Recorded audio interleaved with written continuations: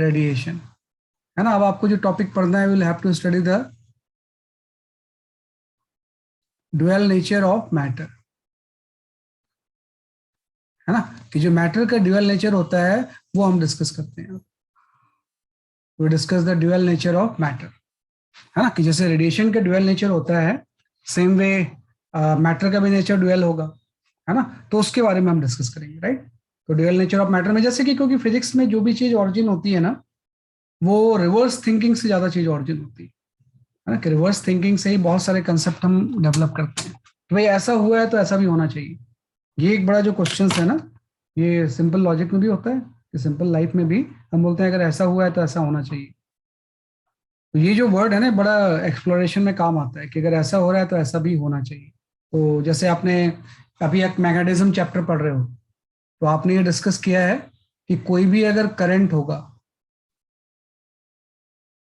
कोई भी करंट है, तो current can move a magnet, move a magnet, कि किसी भी कॉइल में अगर हम करंट फ्लो कर दें तो मैग्नेट को मूव कर सकता है। कि अगर मैं इस तरह से कोई कॉइल ले लूं, है ना, और इसको एक बैटरी से अटैच कर दूं मैं इसमें, है ना, और बैटरी जैसे मैं अटैच करता हूँ, जस्ट एक लॉजिक समझाने के लिए कि कैसे ऑरिजिन हुआ है, कि एक कोई वायर है, इसमें आपने बैटरी से कनेक्ट कर दिया और यहाँ पे आपने कोई मैग्नेट रख दिया, है ना। Maybe this is suppose north pole, और ये क्या हो गया, बेसिकली आपका साउथ पोल हो गया, है ना, कि नॉर्थ पोल बेसिकली आपका ये क्या हो गया, बेसिकली आपका साउथ पोल हो गया आपका, राइट। तो जैसे अब इसमें क्या करेंगे हम, बेसिकली आपका करंट करेंगे, है ना, कि जैसे इसको स्विच ऑन करेंगे इसमें करंट डेवलप हो जाएगी, है ना। तो जब ये आपकी करंट की डायरेक्शन मैंने उल्टी बना दी, करंट ऐसे डेवलप हो जाएगी। तो जैसे इसमें करंट फ्लो होगा, ये मैग्नेट को अपनी तरफ अट्रैक्ट कर लेगा ना, यहाँ पे मैग्नेट को ये अपनी तरफ क्या करेगा, बेसिकली आपका अट्रैक्ट करेगा, किसी भी स्पीड से मैग्नेट इसकी तरफ आएगा, क्योंकि आपको पता है कि कोई भी करंट कैरिंग लूप होगा तो अपने सराउंडिंग में it will generate the magnetic field, और मैग्नेटिक फील्ड मैग्नेट के ऊपर फोर्स लगाएगा, फोर्स की वजह से स्टार्ट मूविंग। यहाँ पे मैग्नेट, हम बोलेंगे जैसे आपने करंट किया तो दिस मैग्नेट स्टार्ट्स मूविंग, है ना। तो ये तो ऑब्जर्वेशन है ही, जो कि हम अभी जो current chapter of the magnetism है, कि हम इसमें ये चीज पढ़ भी रहे हैं कि current can move a magnet. अब यहाँ पे आता है कि क्या इसका रिवर्स भी ट्रू होगा, whether moving magnet can produce the current,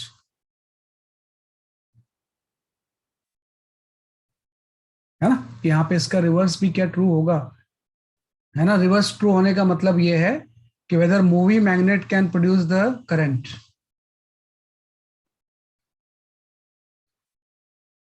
magnet can produce current,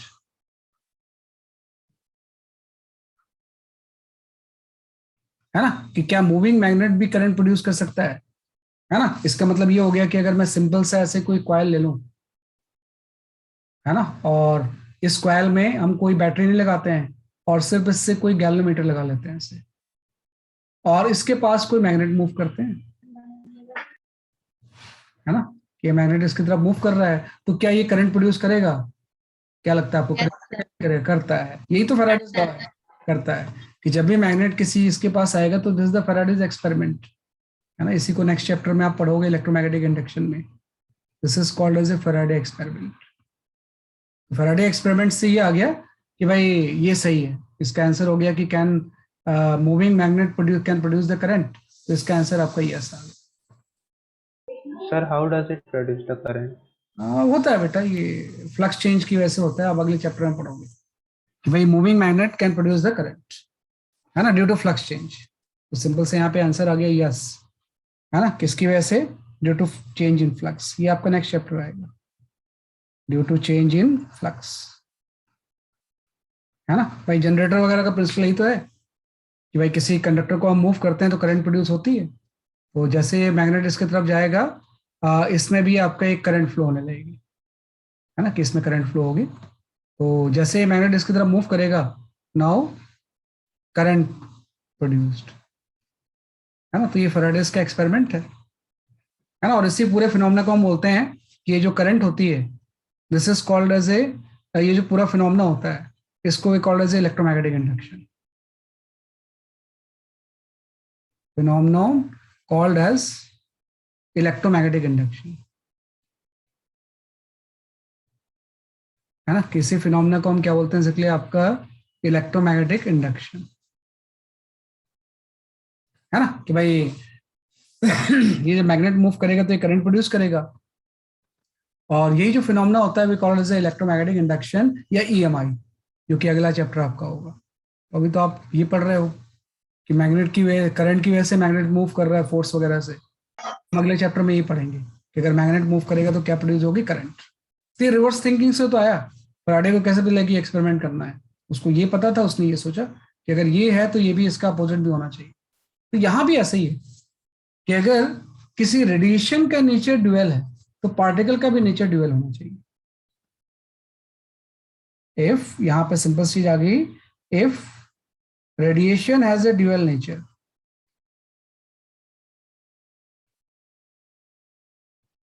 dual nature of wave and particle,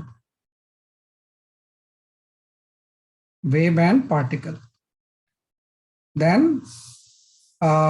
matter also possess,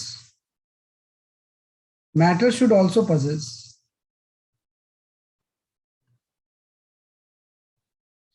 dual nature,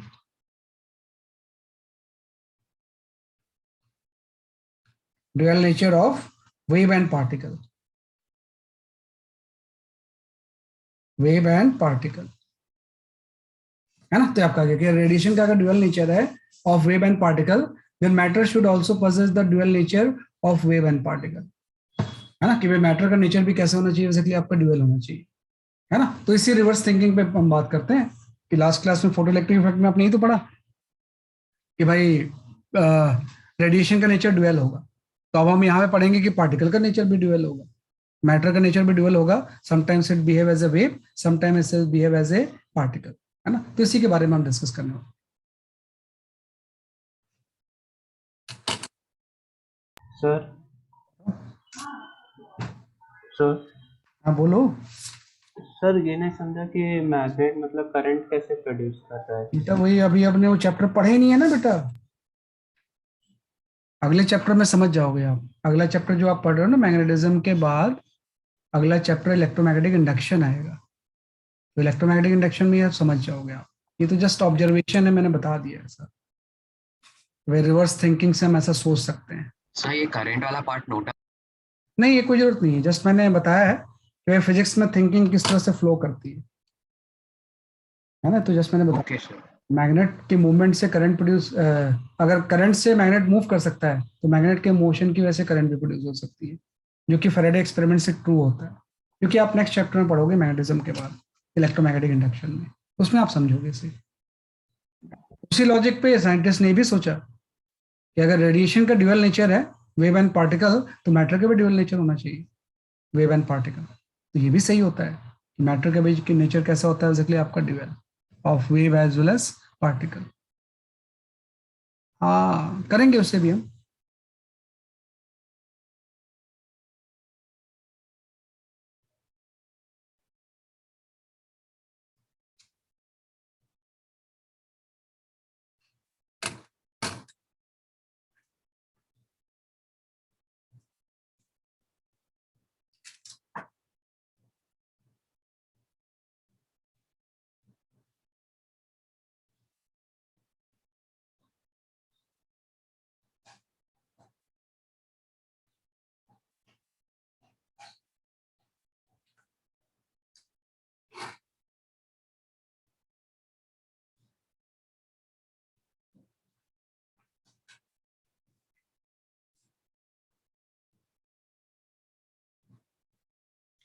ठीक है, ये आपका गैस से। इसके बाद हम आते हैं जो आपको टॉपिक पढ़ना है। तो आपका जो टॉपिक का नाम है that is the matter wave और डी ब्रॉगली वेव, है ना, कि ड्यूअल नेचर ऑफ मैटर में, है ना, जो हम चीज पढ़ते हैं। तो यहाँ पे मैंने ड्यूअल नेचर ऑफ रेडिएशन लिखा है, मैटर लिखा है, ड्यूअल नेचर ऑफ मैटर, सही बात है। This is called as a dual nature of matter. Radiation का जो ड्यूअल नेचर हम पढ़ चुके हैं, अब मैटर का ड्यूअल नेचर आपको पढ़ना है ना। तो हम यहाँ पे जो चीज पढ़ते हैं next, we study the matter wave और डी ब्रॉगली वेव, है ना, कि यहाँ पे जो टॉपिक मेन जो आपका है that is your matter wave और डी ब्रॉगली वेव।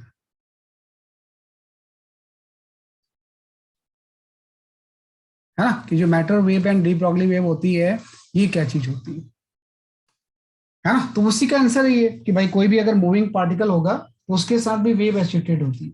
उसी वेव को हम क्या बोलते हैं, इसलिए आपका डी ब्रॉगली वेव। एक्चुअली क्या है ना, हम इसको डी ब्रॉगली पढ़ते जरूर हैं, लेकिन एक्चुअली में ये इसका एग्जैक्ट प्रोनाउंसिएशन डी ब्रॉय होता है ना, कि एक्चुअली ये जानना चाहिए, भले आप डी ब्रॉगली बोलते रहो, लेकिन एग्जैक्ट जो प्रोनाउंसिएशन होता है that is your D Broglie. है ना, कि डी ब्रॉय वेव बोलना चाहिए, लेकिन चूंकि what we read in India जैसा लिखा होता है वैसे हम पढ़ लेते हैं। वो भी सही है जो आप लिखो, बस समझना चाहिए कि होती क्या है चीज आपकी। है ना, तो आपका ये आ जाएगा बेसिकली आपका डी ब्रॉगली या डी ब्रॉय वेव। है ना, तो सिंपल सा हम बोलते हैं कि भाई ये जो चीज होती है वो ये होती है कि the wave associated with the wave associated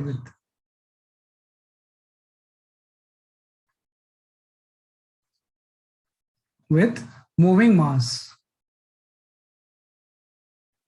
है ना, या moving particle, right, are called the de Broglie wave, और called de Broglie wave. Sir वो वेव के बाद क्या लिखा है? द वेव एसोसिएटेड विथ, है ना, कि wave associated with moving particle are called the de Broglie wave, and its wavelength is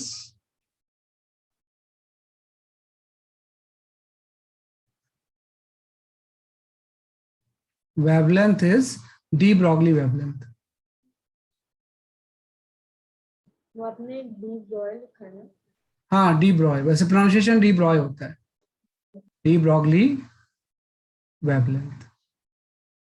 ये सिंपल सा कंसेप्ट है ना, कि wavelength associated with moving particle are called the de Broglie wave, and its wavelength is called de Broglie wavelength.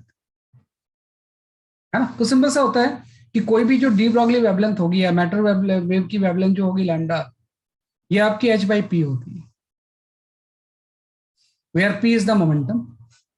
कि de Broglie wavelength जैसे कोई भी particle मगर मूविंग पार्टिकल है, अगर ये कोई भी आपका m मास का मूविंग पार्टिकल v से मूव कर रहा है, तो इसका अगर मोमेंटम आपका mv है, तो इसका जो डी ब्रॉगली वेवलेंथ होगा वो h बाई मोमेंटम होता है।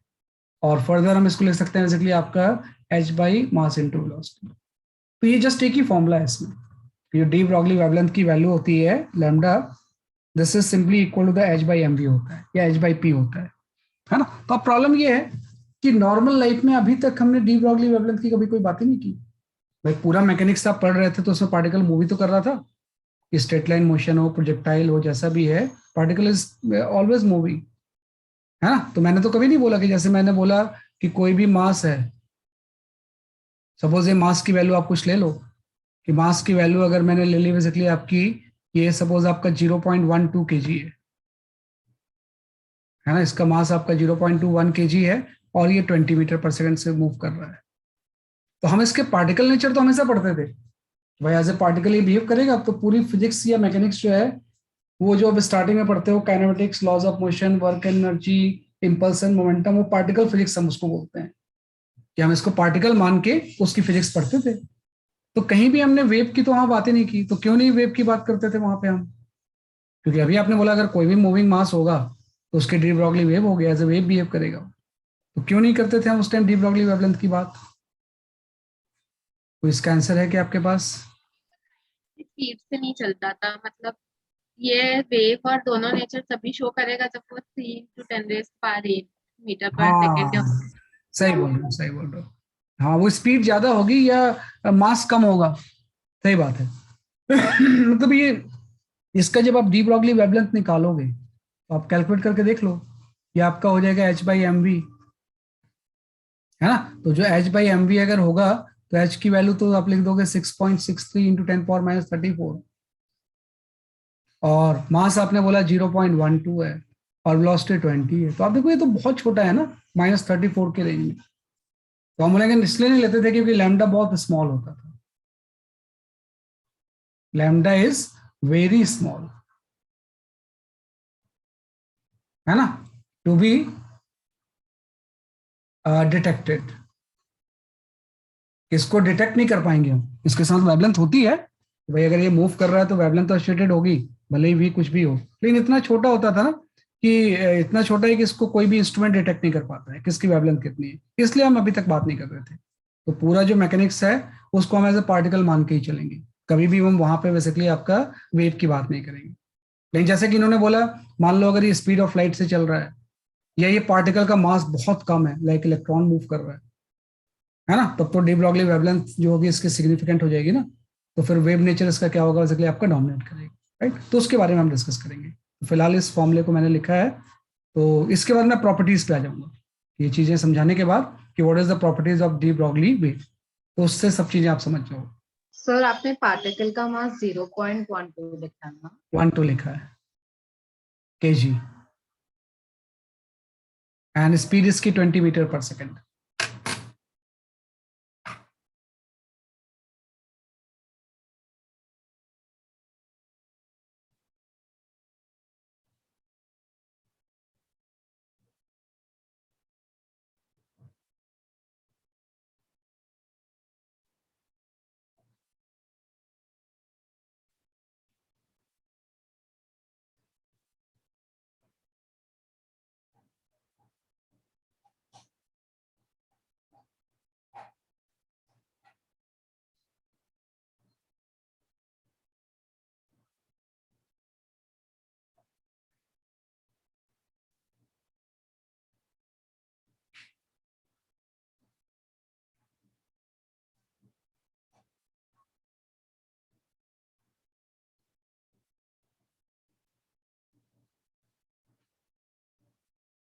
ठीक है, ये आपका गैस, राइट। अब हम आ जाते हैं कि जो डी ब्रॉगली वेव होती है इसकी बेसिक प्रॉपर्टीज क्या होती है, या जो मैटर वेव होती है उसकी बेसिक प्रॉपर्टीज क्या होंगी। तो ये 8 प्रॉपर्टीज हम पढ़ते हैं, उसी से सब चीजें हम समझ जाएंगे कि what is the properties of matter wave,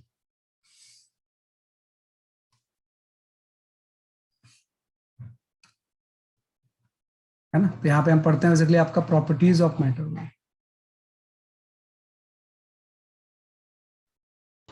Sir, can you please show the previous slide once? Okay,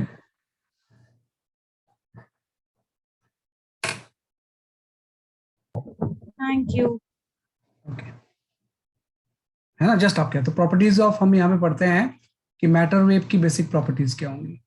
जो मैटर वेव की बेसिक प्रॉपर्टीज होती है उसको अगर हम डिस्कस करें तो वन बाय वन, कि मैटर वेव का अगर हम प्रॉपर्टीज की बात करें तो सबसे पहली जो प्रॉपर्टी होगी, है ना, कि हम बोलेंगे कि अगर कोई हैवियर पार्टिकल है तो उसकी जो डी ब्रॉगली वेव होगी ना वो इनसिग्निफिकेंट होगी, है ना, कि भाई वेवलेंथ,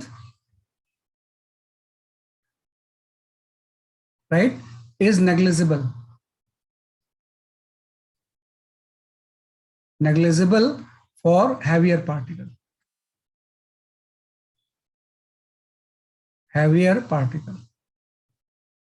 है ना। इसलिए हम उसकी बात ही नहीं करते थे कि अगर वो हैवी पार्टिकल होगा तो उसकी वेवलेंथ क्या होती है, इसलिए आपकी नेग्लिजिबल होती है, जो कि आपने प्रूफ किया कि 10⁻³ का टर्म्स आ जाएगा तो उस वेवलेंथ को हम डिटेक्ट नहीं कर पाएंगे। सेकंड प्रॉपर्टी हो जाएगी, लेकिन जब हम सब एटॉमिक डोमेन में आएंगे तो वेव नेचर फिर वो रिलेवेंट हो जाएगी। सिंपल से सेकंड इसकी प्रॉपर्टी हो जाएगी इन सब atomic domain,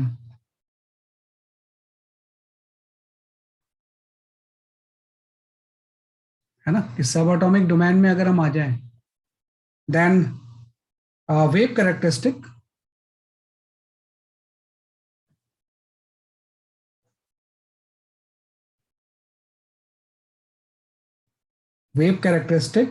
of particle is significant,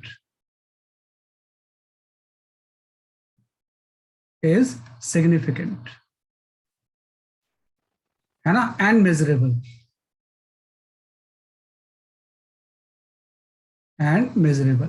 कि जब भी हम सब एटॉमिक डोमेन पे आएंगे तो जो wave characteristic of the particle होगा वो सिग्निफिकेंट भी होगा और मेजरेबल भी होगा, उसको हम मेजर भी कर सकते हैं। तो सब एटॉमिक डोमेन में नॉर्मली हम इसको यूज करते हैं। इसकी प्रॉपर्टी नंबर 3 आ जाएगी कि जो मैटर वेव होती है वो इलेक्ट्रोमैग्नेटिक वेव से डिफरेंट होती है। सिंपल सा हम बोलते हैं कि matter waves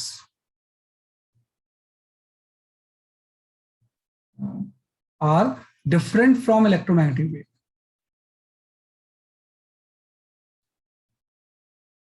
From electromagnetic wave.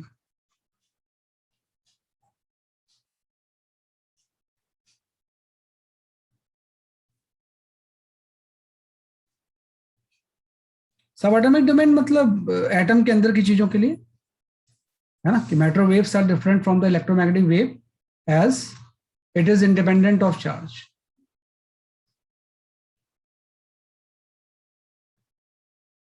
It is independent of charge. कि चार्ज से क्या होता है, बेसिकली आपका इंडिपेंडेंट होता है ना, कि भाई चार्ज बॉडी पे क्या, उससे क्या फर्क पड़ता है. आपने जो डी ब्रॉगली वेवलेंथ लिखा है वो h/mv हो जाएगा, है ना. सब एटॉमिक डोमेन का मतलब हो जाएगा बहुत स्मॉल पार्टिकल्स, बहुत छोटे छोटे पार्टिकल लाइक इलेक्ट्रॉन अल्फा, इसकी अगर हम बात करें ना, तो उसके लिए ये मेजरेबल भी होता है और सिग्निफिकेंट भी होता है. और मैटर वेव जो है वो डिफरेंट है इलेक्ट्रोमैग्नेटिक वेव से, क्योंकि इसको चार्ज से कोई मतलब है ही नहीं.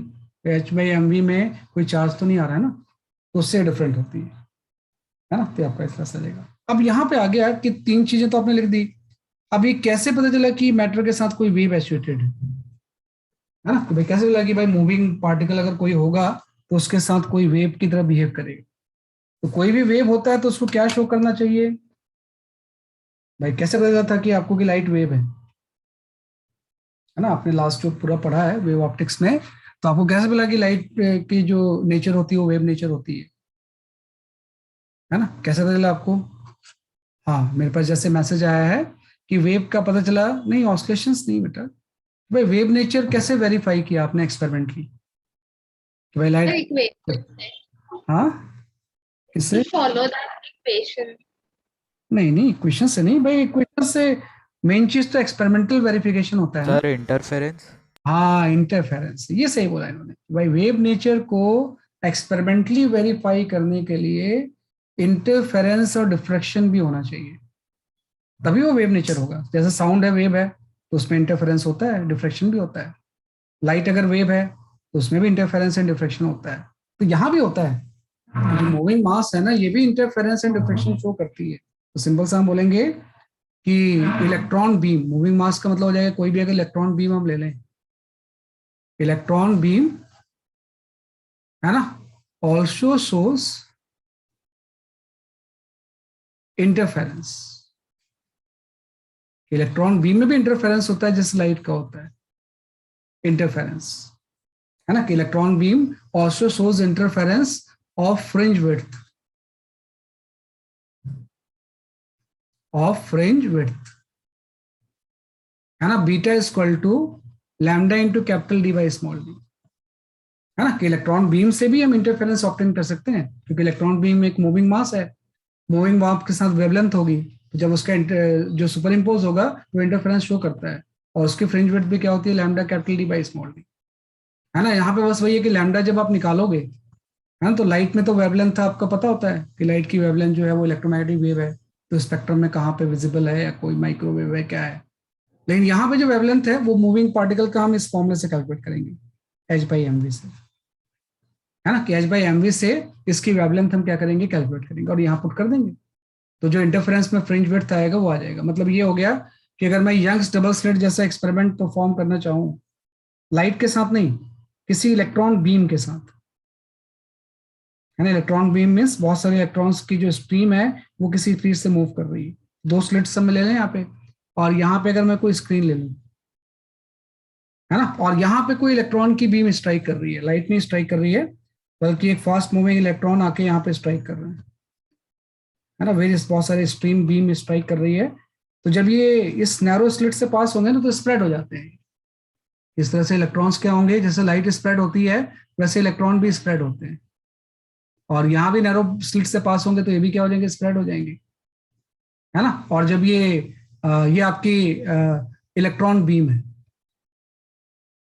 This is your electron beam, है ना, इलेक्ट्रॉन बीम मूव कर रही है तो स्प्रेड हो जाएंगे. और जब इसका सुपरपोजिशन होता है इलेक्ट्रॉन्स का, तो यहाँ पे इंटरफेरेंस पैटर्न आ जाता है.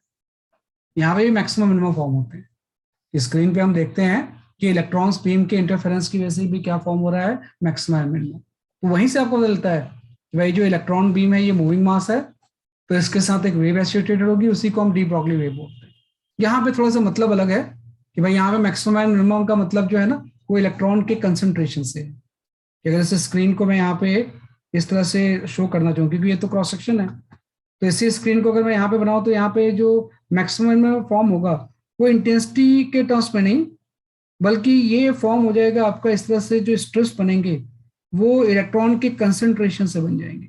जैसे अगर कोई मैक्सिमा है और यहाँ पे आपका कोई मिनिमा हो गया, अगेन आपका मैक्सिमा हो गया, मिनिमा हो गया, इस तरह से आपके फ्रिंज पैटर्न बनेगा।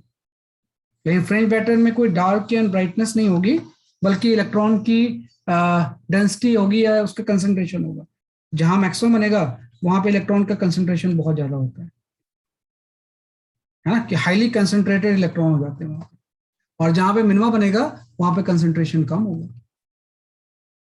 है ना। अगेन यहाँ पे भी कंसंट्रेशन कम है। मैक्सिमा जहां पे बन जाता है वहां पे इलेक्ट्रॉन का कंसंट्रेशन क्या होता है, ज्यादा होता है। और जहां मिनिमा बनेगा वहां पे इलेक्ट्रॉन का कंसंट्रेशन अगेन मैक्सिमा बन जाएगा, तो इलेक्ट्रॉन का कंसंट्रेशन यहाँ पे क्या हो जाएगा, हाई हो जाएगा। तो ये हम एक्सपेरिमेंटली ऑब्जर्व करते हैं कि भाई, है ना, कि एक्सपेरिमेंटली हम क्या करेंगे, इसलिए आपको इस तरह से चीजें ऑब्जर्व करते हैं कि एक्सपेरिमेंट परफॉर्म करके मैक्सिमा मिनिमा इस तरह से फॉर्म होता है। तो यहाँ पे मैक्सिमा का मतलब ये हो गया कि इलेक्ट्रॉन का कंसंट्रेशन हाई है, तो we call it as a maxima, कि इन सब चीजों को, इसको हम बोलेंगे बेसिकली आपका मैक्सिमा है ना। और जहां पे इलेक्ट्रॉन का कंसंट्रेशन कम होगा वो आपका मिनिमा हो जाएगा, है ना। तो हम बोलते हैं भाई जैसे इंटरफेरेंस कोई भी लाइट शो कर रहा था वैसे इलेक्ट्रॉन बीम भी करता है। और अगर इंटरफेरेंस शो कर रहा है मतलब इलेक्ट्रॉन बीम के साथ कोई ना कोई वेवलेंथ एसोसिएटेड है, और उसी वेवलेंथ को हम क्या बोलते हैं, बेसिकली आपका डी ब्रॉगली वेव, राइट। तो एक्सपेरिमेंटली वेरीफाई भी होता है कि इसके साथ वेवलेंथ एसोसिएटेड है। ये पॉइंट नंबर 4 है, ये आपका आ जाएगा।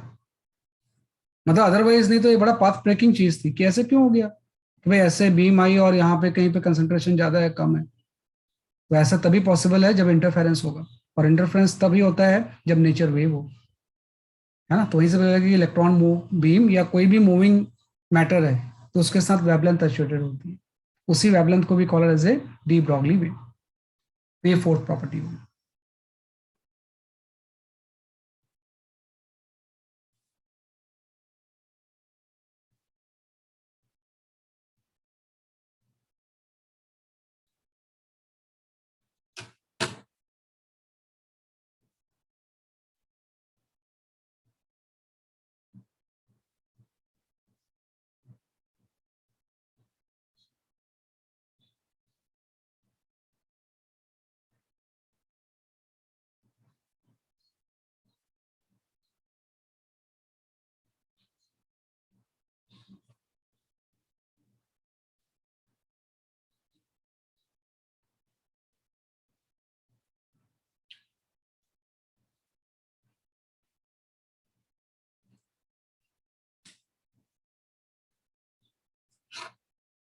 ठीक है, ये आपका फोर्थ आ गया पॉइंट।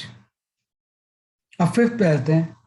फिफ्थ बड़े भी इंपॉर्टेंट चीज है एक, है ना, कि ये जो डी ब्रॉगली वेवलेंथ है, सर तो इलेक्ट्रॉन बीम के केस में बी वो पार्टिकल्स का इंटरफेरेंस दिखेगा ना। हाँ पार्टिकल्स का इंटरफेरेंस दिखेगा, बिल्कुल सही। तो ऐसा बोल सकते हैं कि जहाँ मिनिमा होगा वहाँ बहुत कम पार्टिकल्स होंगे। कम पार्टिकल्स होंगे, बिल्कुल सही है। और जहां पे मैक्सिमम होगा वहां पे कंसंट्रेशन हाई होगा पार्टिकल्स।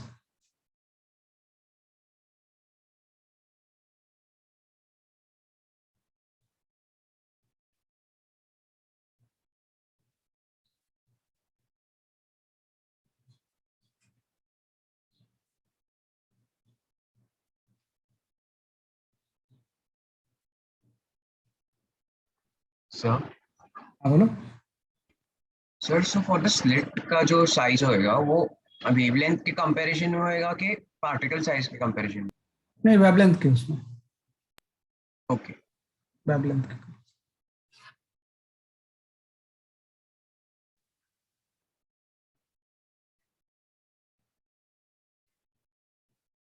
ठीक है, ये आपका गया ऐसे। तो इसके बाद ये फोर्थ प्रॉपर्टी होगी, ऐसी आपकी एक फिफ्थ प्रॉपर्टी होगी, है ना। तो जो फिफ्थ प्रॉपर्टी हम यहाँ पर डिस्कस करते हैं, जो डी ब्रॉगली वेवलेंथ है, this is the basis for quantization of orbit. है ना, कि जो फिफ्थ प्रॉपर्टी यहाँ पे है, ये भी बड़ी इंपॉर्टेंट चीज होती है आपकी, है ना, कि हम ये बोलते हैं कि quantization of orbit,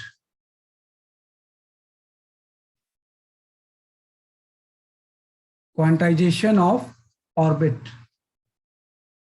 can only be explained by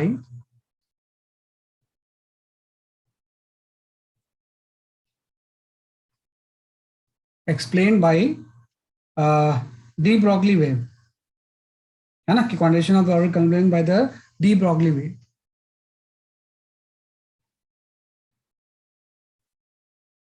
है ना, कि भाई जो बोर की हाइपोथेसिस थे ना कि भाई क्वांटाइजेशन ऑफ ऑर्बिट का मतलब हो जाएगा कि सब ऑर्बिट परमिटेबल नहीं होते हैं, सिर्फ वही ऑर्बिट परमिटेबल होंगे जिसमें कि इलेक्ट्रॉन का जो एंगुलर मोमेंटम होगा वो h/2 का इंटीग्रल मल्टीपल होगा।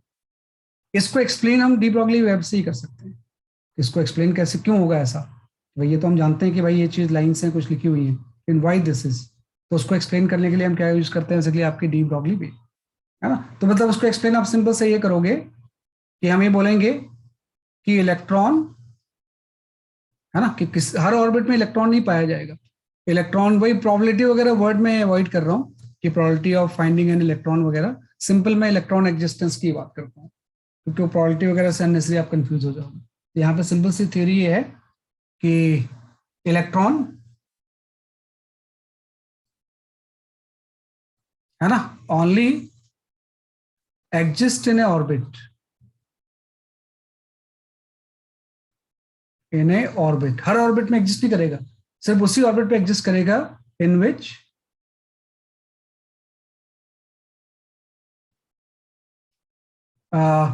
इट, इसको वर्ड्स में कैसे लिखे हम इसमें, है ना, कि भाई electron only exist in, exist word भी सही नहीं है, थोड़ा सा सही से लैंग्वेज बनाना चाहिए आपको, है ना, कि भाई सिंपल से हम बोल सकते हैं ओनली, ऐसा बोल सकते हैं electron would be found only in those orbit. हाँ सही बोल सकते हैं, हाँ ये सही है, electron will be found only in those orbit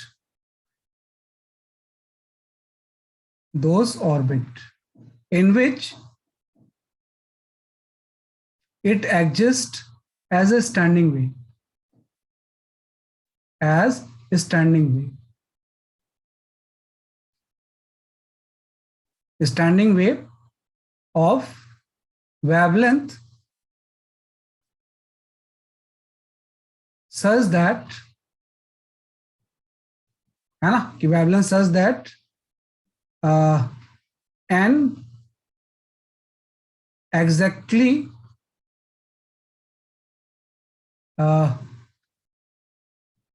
and de Broglie wave exactly fit into this orbit. यहाँ पे जगह only wavelength such that and de Broglie wave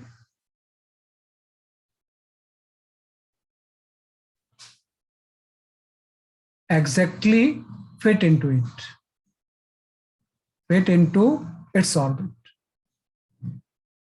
यानी ये कंप्लीट स्टेटमेंट है कि भाई ये कैसा क्वांटाइजेशन ऑफ ऑर्बिट को हम कैसे एक्सप्लेन करेंगे। तो हम बोलेंगे इलेक्ट्रॉन किसी भी ऑर्बिट में नहीं होगा, तो हम बोलेंगे electron will be found only in those orbit in which it exist as a standing wave. कि भाई वेव जो होती है वो स्टैंडिंग वेव होती है, तो स्टैंडिंग वेव में एनर्जी लॉस नहीं होता है ना। तो पहले तो हम ये सोचते थे भाई इलेक्ट्रॉन अगर रिवॉल्व कर रहा है तो वो एक्सलेटेड इलेक्ट्रॉन है तो एनर्जी लूज करेगा, वो कोलैप्स कर जाना चाहिए। फिर हम बोल रहे हैं नहीं, कोलैप्स इसलिए नहीं करेगा क्योंकि उस ऑर्बिट में कैसे बिहेव करेगा एज ए स्टैंडिंग वेव, तो स्टैंडिंग वेव में एनर्जी लूज तो करता ही नहीं है वो।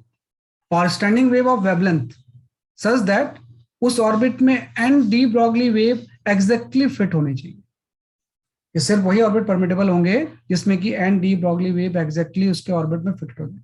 उसका मतलब जस्ट हो गया कि कोई भी अगर मैंने यहाँ पे ऑर्बिट ले लिया तो इसमें exactly n de Broglie wave fit होनी चाहिए, सिर्फ वही ऑर्बिट परमिटेबल होगी। तो एन डी ब्रॉगली वेव को अगर हम फिट करना चाहें इसमें तो जस्ट इसका डायग्राम मैं ऐसा बना सकता हूँ, है ना, कि इस तरह से आपकी डी ब्रॉगली वेव इसमें फिट होगी, क्योंकि जब ये इलेक्ट्रॉन इसमें रिवॉल्व करेगा तो इसकी डी ब्रॉगली वेवलेंथ होगी बेस्ड ऑन दिस स्पीड। तो इसमें एग्जैक्टली आपके एन डी ब्रॉगली वेव क्या होने चाहिए, बेसिकली आपके फिट होने चाहिए, सिर्फ वही ऑर्बिट क्या होगी बेसिकली आपकी परमिटेबल होगी। है ना, कि सिर्फ वही ऑर्बिट परमिटेबल होगी जिसमें एन डी ब्रॉगली वेव क्या होगा, फिट होगा। तो कहीं से भी आप स्टार्ट कर लो ऐसे, है ना, इसमें exactly identical n de Broglie wave क्या होंगे, बेसिकली आपके फिट होंगे, है ना। क्योंकि स्टैंडिंग वेव है इसलिए एक इसका डॉटेड फॉर्म भी बना देना, स्टैंडिंग वेव है इसलिए इसका एक डॉटेड फॉर्म भी बना देंगे, है ना, कि इसका जस्ट अपोजिट एक क्या हो जाएगा, इसलिए आपका डॉटेड फॉर्म हो जाएगा कि एन डी आइडेंटिकल आपके फिट होने चाहिए, सिर्फ वही ऑर्बिट क्या होगी बेसिकली आपकी परमिटेबल। तो जो भी इसके थियोरेटिकल इसका बेसिस है ना, वो सिंपल सा आपका यही है कि एन डी ब्रॉगली वेव इसमें क्या होंगे, बेसिकली आपके फिट होंगे। डायग्राम उतना रिलेवेंट नहीं है, बस ये है कि अगर आपकी इसका रेडियस सेंटर ही है और रेडियस अगर आर है, तो इस स्टेटमेंट का मतलब ये है कि इसका जो पैरामीटर 2πr होगा उसमें exactly n de Broglie wave fit हो जाएगी, मतलब that should be equal to the n lambda. कि अगर एक वेवलेंथ अगर मैं यहाँ पे बोल रहा हूँ कि ये लैम्डा है, तो ऐसी ऐसी एग्जैक्ट एन वेव्स फिट होना चाहिए, मतलब 2πr की वैल्यू किसके इक्वल हो जाएगी, एन लैम्डा की, और यहाँ पे एन जो होगा वो इंटीजर हो जाएगा, है ना। और इसी से बाकी चीजें आ जाती हैं। और ये वेवलेंथ किस चीज का होगा, कि डी ब्रॉगली वेवलेंथ ही तो होगा, तो यहाँ पे हम डी ब्रॉगली वेवलेंथ पुट कर देते हैं। तो 2πr इक्वल टू आपका यहाँ पे एन इंटू लैम्डा आ गया, lambda equal to H by M V आ गया, है ना। तो जैसे आपने लैम्डा की जगह पे h by M v put किया, आपका वो आ गया क्वांटाइजेशन ऑफ ऑर्बिट की कंडीशन, कि एम वी आर की वैल्यू क्या हो जाएगी, एन एच बाई 2π। तो बोर हाइपोथेसिस यही तो थी कि सारी ऑर्बिट परमिटेबल नहीं होगी, वही ऑर्बिट परमिटेबल होगी जिसमें कि उसका एंगुलर मोमेंटम h बाई 2π का इंटीग्रल मल्टीपल होगा, है ना। ऐसा क्यों होगा उसका एक्सप्लेनेशन यहाँ पे है, क्योंकि वही ऑर्बिट परमिटेबल होगी जिसमें exactly n de Broglie wave fit हो रही है। जैसे अगर ग्राउंड स्टेट है तो एक फिट हो रही होगी, अगर फर्स्ट एक्साइटेड स्टेट है तो 2 फिट हो रही होगी, अगर सेकंड एक्साइटेड स्टेट है तो 3 फिट हो रही होगी, ऐसे ऐसे होंगे। बीच वाला कोई इंटरमीडिएट चीज नहीं होगी कि 3.5 फिट हो रही है, क्योंकि एन हमेशा यहाँ पे क्या है, बेसिकली आपका इंटीजर है। तो ये बड़ा इंपॉर्टेंट चीज है कि क्वांटाइजेशन ऑफ ऑर्बिट को हम डी ब्रॉगली वेव से एक्सप्लेन भी कर सकते हैं। तो ये आपका पॉइंट नंबर 5 आ गया।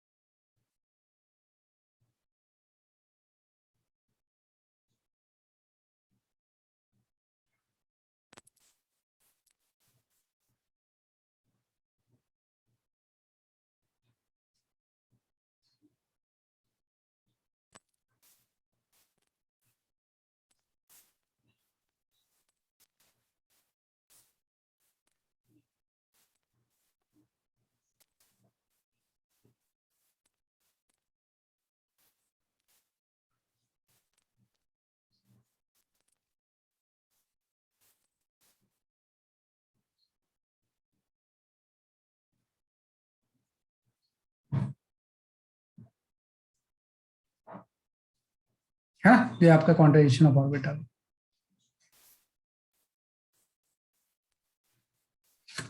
है ना। एक लास्ट आ जाता है बस, है ना। न्यूमेरिकल्स नॉर्मली उसी पॉइंट के ऊपर बेस्ड होंगे, है ना, कि जो न्यूमेरिकल्स होंगे मेनली उसी पॉइंट के ऊपर बेस्ड होंगे, इसके न्यूमेरिकल्स जो आएंगे।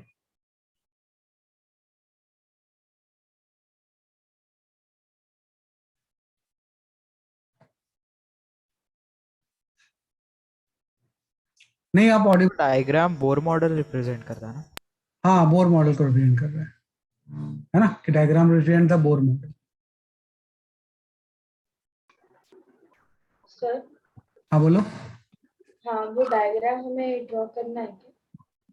हाँ कर लो डायग्राम, और वो डायग्राम। लेबलिंग से आपने क्या लिखा है, आर और आर तो रेडियस है इसका, हाँ और जो और दूसरा ये है? इसका एक वेव का वेवलेंथ लैम्डा है। ओके वैसे ऐसी एन एग्जैक्ट फिट होने चाहिए इसमें, हाँ। कि जो स्टेटमेंट हम क्वांटाइजेशन ऑफ ऑर्बिट लेते हैं उसका बेसिस यही है ना, कि एन डी ब्रॉगली वेव उसमें फिट होनी चाहिए। तो कई बार इस कॉन्सेप्ट के ऊपर भी न्यूमेरिकल्स आ जाते हैं।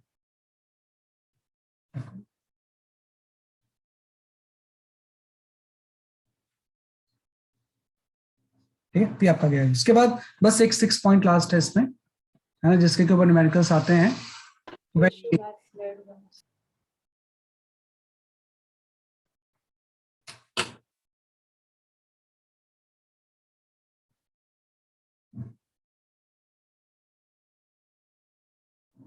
बस है ना।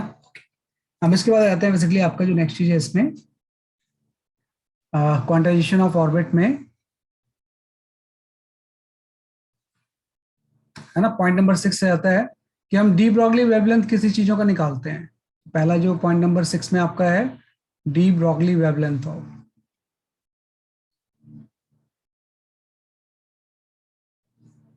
ऑफ फर्स्ट हम लेते हैं इस केस में of charge particle. Charge particle कि कोई भी अगर चार्ज पार्टिकल है, मे बी इलेक्ट्रॉन, प्रोटॉन, आपका अल्फा पार्टिकल, कुछ भी हो सकता है, इसकी डी ब्रॉगली वेवलेंथ क्या होगी, है ना। तो आप मुझे बताओ कि कोई भी चार्ज पार्टिकल कैसे एनर्जी गेन करता है, कि how the charge particle gain the energy, है ना। कि कोई भी चार्ज पार्टिकल जो है वो एनर्जी कैसे गेन करेगा। जैसे नॉर्मल पार्टिकल तो आप क्या करोगे, थ्रो कर दोगे, उसके ऊपर कोई हिट कर दोगे तो एनर्जी गेन कर लेगा। इलेक्ट्रॉन, प्रोटॉन, ये जो पोटेंशियल हाँ बिल्कुल सही बोल रहा हूँ मैं, आई अंडरस्टैंड योर फीलिंग कि भाई जो नहीं, कोलिजन से नहीं गेन करता है। कि चार्ज पार्टिकल जो गेन करता है एनर्जी रेस्ट से, वो गेन करता है बेसिकली आपकी पोटेंशियल डिफरेंस, है ना। कि charge particle gain energy due to potential difference. Charge particles gain energy, है ना, ड्यू टू पोटेंशियल डिफरेंस। ये पोटेंशियल डिफरेंस की वजह से गेन करता है energy, gain energy due to potential difference. Potential difference, किसी भी चार्ज पार्टिकल को अगर आपको एनर्जी इंपार्ट करना है तो हम ऐसे तो करते हैं कि एक पोटेंशियल डिफरेंस क्रिएट कर देंगे। कोई भी आप दो प्लेट या कुछ भी चीज ले लो, इसके बीच में कुछ पोटेंशियल डिफरेंस आ गया, है ना। कि here there is a potential difference. Potential difference suppose delta v हो गया, है ना। कि डेल्टा वी क्या हो गया, बेसिकली आपका पोटेंशियल डिफरेंस हो गया, है ना। कि आपका पोटेंशियल डिफरेंस हो गया, है ना। और इस पोटेंशियल डिफरेंस में सपोज ये प्लेट आपकी पॉजिटिव है और ये नेगेटिव है, तो किसी भी चार्ज पार्टिकल को हम यहाँ पे रिलीज कर देते हैं। रेस्ट पे आपने छोड़ दिया, इसका चार्ज Q है और मास m है, तो आपको पता है पॉजिटिव से नेगेटिव की तरफ इलेक्ट्रिक फील्ड होगा, और इलेक्ट्रिक फील्ड की वजह से इसके ऊपर फोर्स लग जाएगा, फोर्स की वजह से QE हो जाएगी, और इस फोर्स की वजह से एक्सलेट होकर ये एनर्जी गेन कर लेगा। तो जब ये यहाँ पे पहुंचेगा तो it will have some kinetic energy, इसकी कुछ काइनेटिक एनर्जी होगी, और वो काइनेटिक एनर्जी हो जाएगी Q इंटू डेल्टा V। तो किसी भी चार्ज पार्टिकल की जो काइनेटिक एनर्जी होती है वो आपकी चार्ज इंटू पोटेंशियल डिफरेंस होता है ना। तो चार्ज पार्टिकल मेनली जो एनर्जी गेन करता है ड्यू टू पोटेंशियल डिफरेंस करता है ना। अब हम आ जाते हैं कि भाई जब ये चार्ज पार्टिकल कुछ काइनेटिक एनर्जी गेन कर लेगा, मतलब मूव कर रहा होगा, और अगर ये मूव कर रहा होगा तो इसकी कुछ डी ब्रॉगली वेवलेंथ भी होगी, तो इसका डी ब्रॉगली वेवलेंथ हम निकाल लेंगे। मेन फॉर्मूला तो वही होगा h/mv, लेकिन h/mv को इसके फॉर्म में लिखना है आपने। तो हम जानते हैं कि जो मोमेंटम होता है p, ये इक्वल होता है √2m के, है ना। ये तो होता है momentum √2m into kinetic energy, है ना। मैं जानबूझ के काइनेटिक एनर्जी लिख रहा हूँ यहाँ पे कि √2m के इक्वल होता है, तो मोमेंटम की जगह पे √2m के पुट कर दो, तो अल्टीमेटली लैम्डा की वैल्यू जो आ जाएगी वो आपकी आ जाएगी √2m इंटू काइनेटिक एनर्जी, है ना। और काइनेटिक एनर्जी की जगह पे हम Q इंटू डेल्टा भी लिख सकते हैं। तो अल्टीमेटली वेवलेंथ जो इसकी आ गई वो आपकी आ गई h/√2m Q इंटू डेल्टा, है ना। तो ये चार्ज पार्टिकल का डी ब्रॉगली वेवलेंथ आ गई। अगर आपको ये पोटेंशियल डिफरेंस दिया हुआ है तो इस फॉर्मूले को यूज करके हम इसका डी ब्रॉगली वेवलेंथ निकाल सकते हैं। तो this is for any charge particle. अगर हम इसको स्पेसिफिक लिखना चाहें for electron,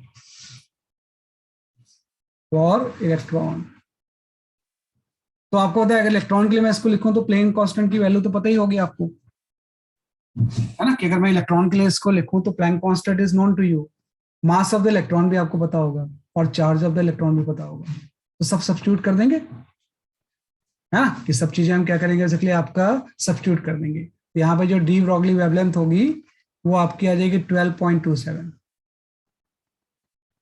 by root of delta. ये ध्यान रखना, आपको न्यूमेरिकल इसी के ऊपर आएंगे। तो इन जनरल कोई अगर चार्ज पार्टिकल होगा तो उसकी जो डी ब्रॉगली वेवलेंथ होती है उसका फॉर्मूला ये है ना। आप चाहो तो ये तीनों लिख लो, क्योंकि न्यूमेरिकल्स में ये तीनों चीजें यूज होंगी, ये वाली यहाँ से, है ना। तो भाई तीनों चीजें आप इस तरह से इसको कर सकते हो सकता है आपको क्वेश्चन में काइनेटिक एनर्जी दिया हो तो यही यूज कर लेंगे, हो सकता है पोटेंशियल डिफरेंस दिया हो तो यूज कर लेंगे। और स्पेसिफिकली अगर इलेक्ट्रॉन होगा तो इलेक्ट्रॉन्स का तो चार्ज मास सब पता होता है, तो जब उसको सब्स्टिट्यूट कर देंगे तो यहाँ पे 12.27 रूट डेल्टा भी आ जाएगा। ध्यान रखना जब मैं लिख रहा हूँ तो यहाँ पे वेवलेंथ की यूनिट आर्मस्ट्रॉन्ग, जो वेवलेंथ की यूनिट है वो क्या है, बेसिकली आपका आर्मस्ट्रॉन्ग है ना। तो हम कर सकते हैं इसे, तो इसको आप लिख लो। तो ये आपका आ गया de Broglie wavelength of charge particle. इसको 6 पॉइंट ले लो, एक 7 पॉइंट अलग से लेते तो हैं। वो लेफ्ट में आपने फिगर में क्या रिप्रेजेंट किया है?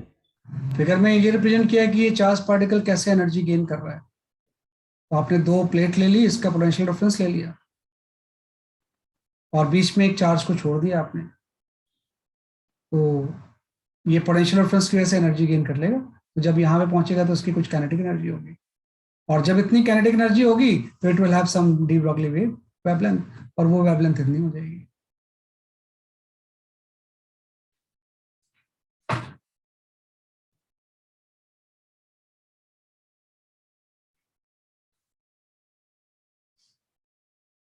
हाँ बिल्कुल बिल्कुल सही। जब यूनिट चेंज होगा दो, नहीं वो चेंज नहीं होगा इसमें। यूनिट चेंज होने से ये अगर आर्मस्ट्रॉन्ग में है तो पावर ही चेंज हो जाएगी ना। मान लो नैनोमीटर में ले लेंगे हम इसे, है ना, तो ये कुछ डिफरेंट आ जाएगा, बस पावर ही चेंज होगी 10 की जो होती है, बाकी जो न्यूमेरिकल वैल्यू होगी उसको सेम ले लेंगे, है ना। तो ये जो मैंने 12.27 लिखा है ये आर्मस्ट्रॉन्ग में है ना। अगर मैं इसको नैनोमीटर्स में लिखूंगा तो 10 से डिवाइड कर दूंगा तो 1.227 हो जाएगा वो, है ना। कुछ डिफरेंट में लेंगे तो और डिवाइड करते जाएंगे, तो एक्सप्रेशन तो सेम ही रहेगा।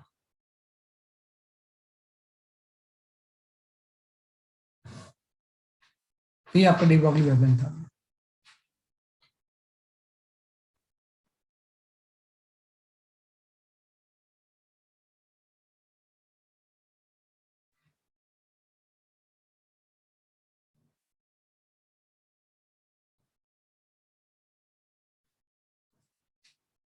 है ना, दिस इज फॉर इलेक्ट्रॉन्स, है ना। तो एक तो डी ब्रॉगली वेवलेंथ आपने निकाल लिया चार्ज पार्टिकल की, जिसमें कि तीन फॉर्मूला, तीनों ध्यान रखना है।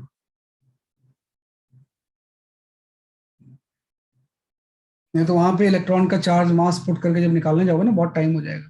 तो अगर ये डाटा याद रहेगा तो सीधे पोटेंशियल डिफरेंस करो, आर्मस्ट्रॉन्ग में आंसर आ जाएगा।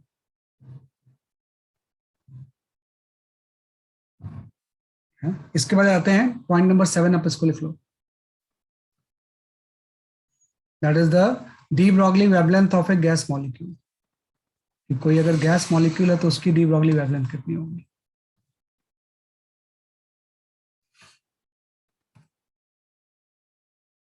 है ना, 7th आपका आ गया de Broglie wavelength of gas molecule. अगर कोई गैस मॉलिक्यूल है at temperature T, at temperature T, इसका कितना बेसिकली आपका वेवलेंथ होगा। तो फॉर्मूला तो देखो वही होगा अभी भी, कि भाई लैम्डा की वैल्यू हम लिख सकते हैं इन जनरल, हम लिख सकते हैं h/√of 2m into kinetic energy, है ना। लेकिन जो kinetic energy of gas molecule होती है ना, कि अगर मैं kinetic energy of gas molecule लिखना चाहूँ तो ये आपने केटीजी में पढ़ा है कि kinetic energy of gas molecule जो होता है वो जो आपका होता है this is equal to the 3/2 kT,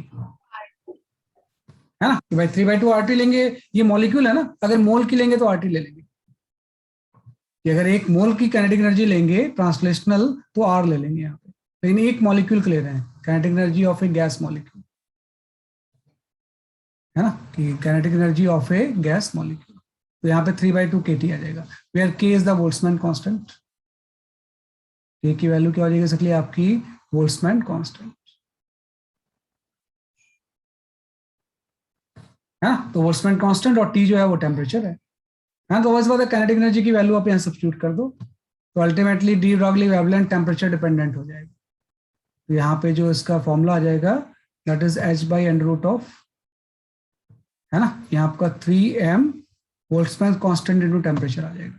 तो ये भी एक इंपॉर्टेंट फॉर्मूला है कि कोई भी गैस मॉलिक्यूल भी तो बहुत छोटे होते हैं ना, और बहुत फास्ट मूव करते हैं थर्मल एनर्जी की वजह से, तो उसकी भी कुछ सिग्निफिकेंट डी ब्रॉगली वेव होगी। डी ब्रॉगली वेव तो सभी चीज़ों की होती है, लेकिन किसी के लिए सिग्निफिकेंट होगा, किसी के लिए नहीं होगा, तो इसके लिए भी सिग्निफिकेंट होता है ना, कि यहाँ पे भी डी ब्रॉगली वेवलेंथ क्या होगी, इसके लिए आपकी सिग्निफिकेंट हो जाएगी। तो ये भी फॉर्मूला थोड़ा सा आपको ध्यान रखना है ना, कि मेनली ये जो डिपेंडेंट होगा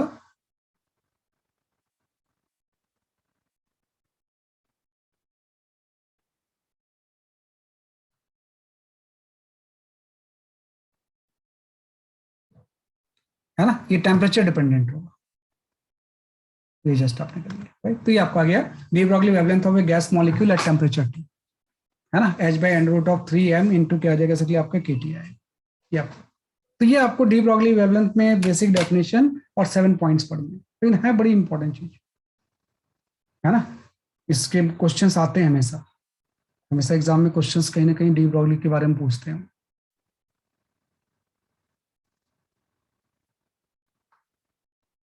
ये आप लिख लो।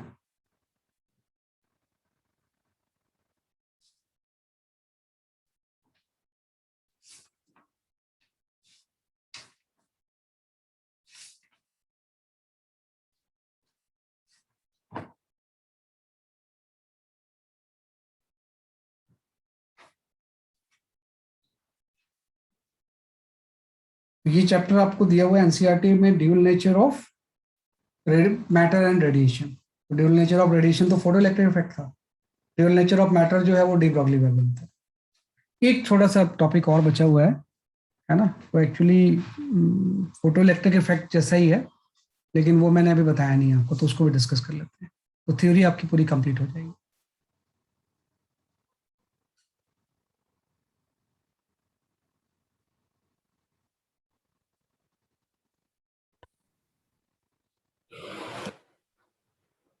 ठीक है, ये आपका गया। तो यहाँ पे एक टॉपिक आता है ना, जो कि एज ए एक्स्ट्रा टॉपिक ही इसको मान के चलना, लेकिन कई बार इससे रिसेंट ट्रेंड है कि क्वेश्चंस आ जाते हैं, that is known as a radiation pressure,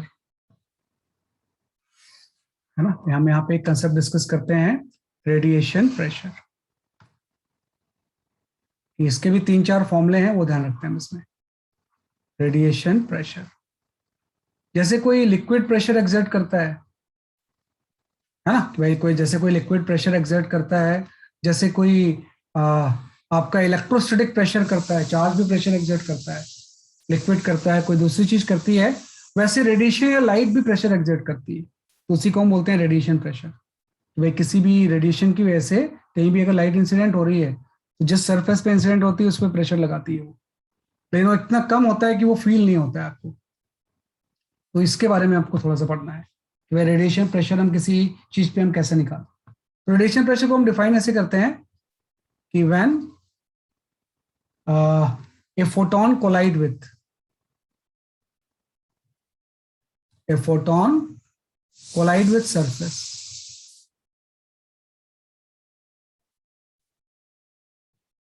surface, it exert pressure on it, है ना, that is equal to,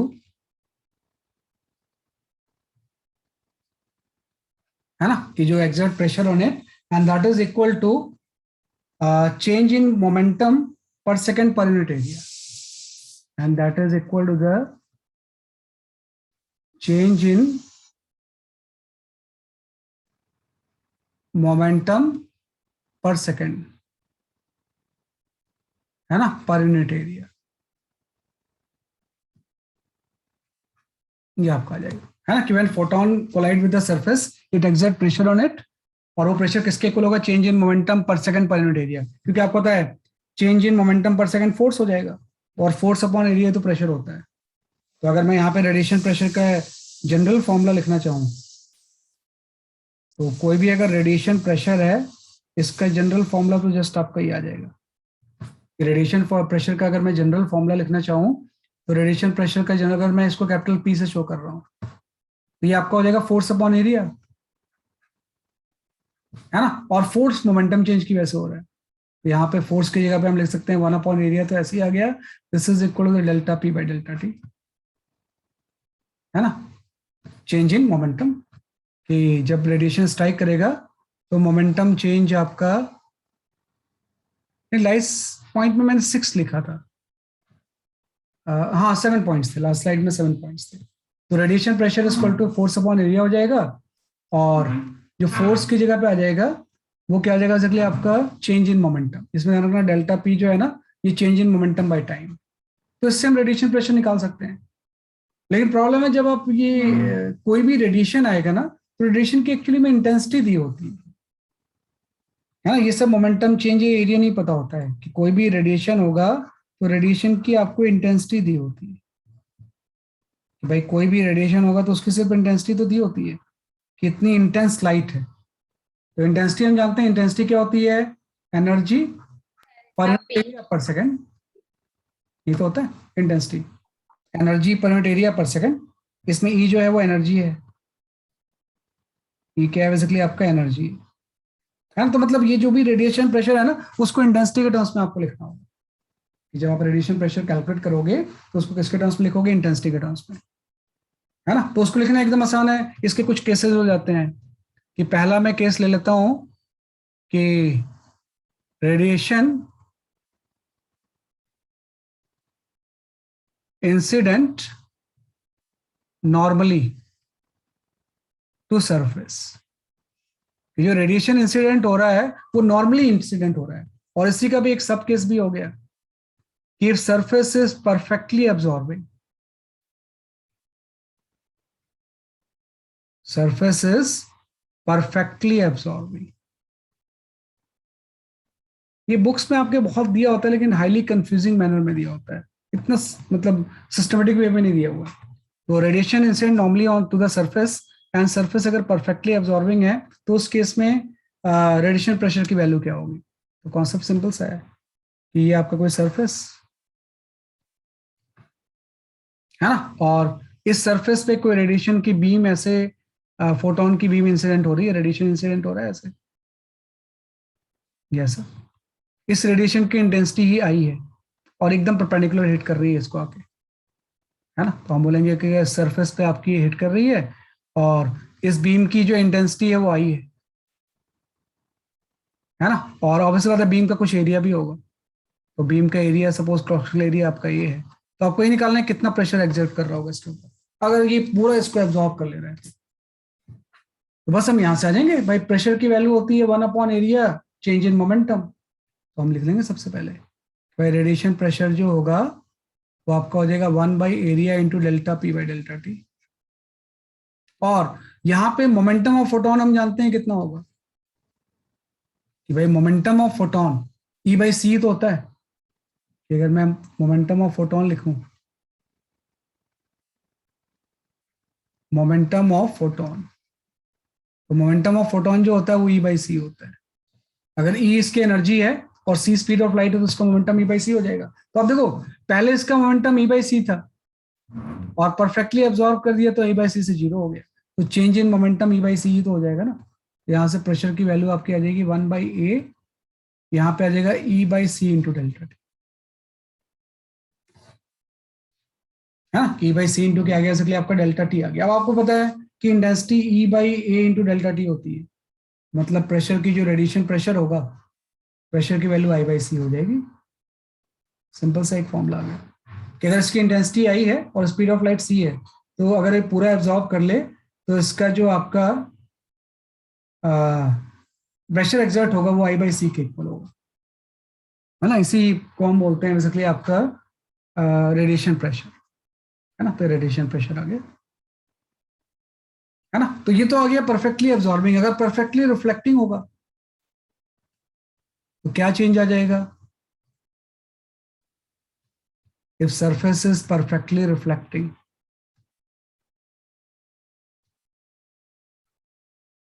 sir आप वो ई बाई सी 0 है वो रिपीट कर सकते हैं? बेटा मोमेंटम किसी फोटोन का ई बाई सी होता है और अगर पूरा इसने एब्जॉर्ब कर लिया तो मोमेंटम अब 0 हो गया ना। Yes sir. Momentum E by C से 0 अगर हो गया तो जो चेंज इन मोमेंटम होगा डेल्टा पी वो ई बाई सी हो जाएगा। उसी चेंज इन मोमेंटम को मैंने यहाँ पे पुट कर दिया ई बाई सी, है ना। अगर सरफेस परफेक्टली रिफ्लेक्टिंग हो तो क्या चेंज आ जाएगा? परफेक्टली अगर रिफ्लेक्टिंग होगा तो, नहीं नहीं हरिप्रिया ऐसा नहीं है बेटा, जब डायरेक्शन तो चेंज होगी ना, परफेक्टली रिफ्लेक्टिंग में डायरेक्शन तो चेंज होगी ना, है ना, जीरो नहीं होगा।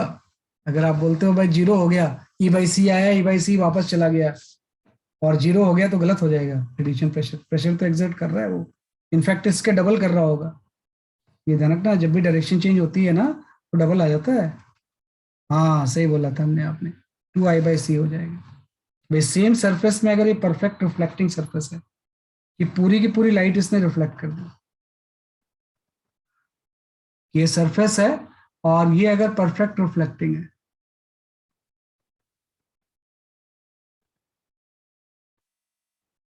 इंसिडेंट लाइट आई,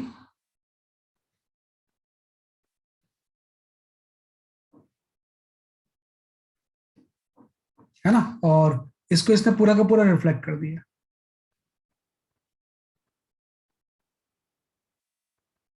है ना, पूरा पूरा रिफ्लेक्ट, मतलब लाइट इस तरह से आ रही है ना, और रिफ्लेक्ट होके वापस चली गई। तो आप रखना ई बाई सी पहले मोमेंटम होगा, अब आपका माइनस ई बाई सी हो जाएगा, डायरेक्शन चेंज हो गई ना, ई बाई सी से माइनस ई बाई सी हो गई, या माइनस ई बाई सी से प्लस ई बाई सी हो गया, जो भी आप जो भी चेंज लेना चाहो। तो इससे जो चेंज इन मोमेंटम होगा, जब डिफरेंस निकालोगे वो टू ई बाई सी हो जाएगा। तो जब हम यहाँ पे two E by c put करेंगे, तो अब जो रेडिएशन प्रेशर होगा वो टू आई बाई सी हो जाएगा। तो आप ध्यान रखना कि अगर परफेक्टली अब्जॉर्बिंग होगा तो आई बाई सी होगा, और परफेक्टली रिफ्लेक्टिंग होगा तो टू आई बाई सी हो जाएगा। ये रेडिएशन प्रेशर के फॉर्मूले होते हैं, है ना। लेकिन अभी एक केस पढ़ा हमने, ये नॉर्मल इंसिडेंस का केस है, अभी ऑब्लिक इंसिडेंस में भी आ जाएंगे।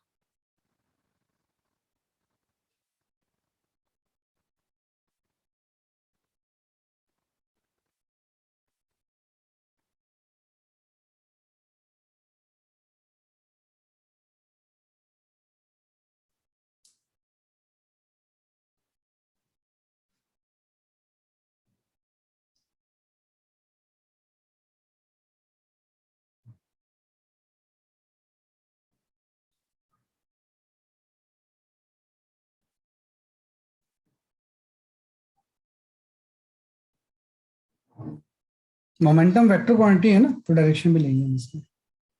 So this pressure can move objects in space. हाँ कर सकता है, कर सकता है, अगर बहुत इंटेंस लाइट हो तो इट कैन मूव, है ना। सन के पास अगर कोई चीज चली जाए तो बहुत इनॉर्मस रेडिएशन प्रेशर होगा, तो कर सकता है मूव, इट कैन मूव, है ना। चूंकि सी बहुत ज्यादा होता है ना, तो देखो प्रेशर की वैल्यू बहुत कम होगी, 3 × 10⁸ होगा ना, तो प्रेशर जो होता है बहुत कम होता है नॉर्मल केसेस में। लेकिन अगर सी तो उतना ही रहेगा, आइए अगर हम इंक्रीज कर दें, तो it can move the object, radiation pressure.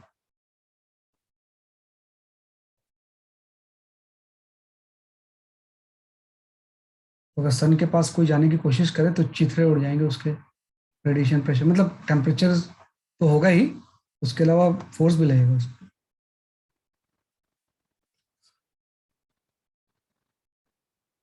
ये सरफेस परफेक्ट है, ये आपका नॉर्मल इंसिडेंस है।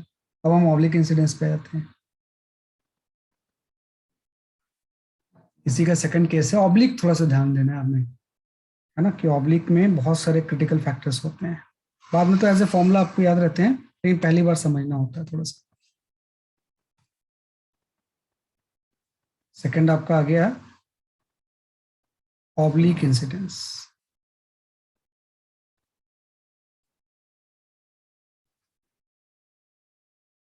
कि अगर ऑब्लिक इंसिडेंस होगा तो क्या होगा, हाँ। तो ऑब्लिक इंसिडेंस का मतलब ये हो गया कि ये आपका सरफेस है और इसके ऊपर रेडिएशन ऑब्लिकली इंसिडेंस हो रहा है, ये ऐसा है।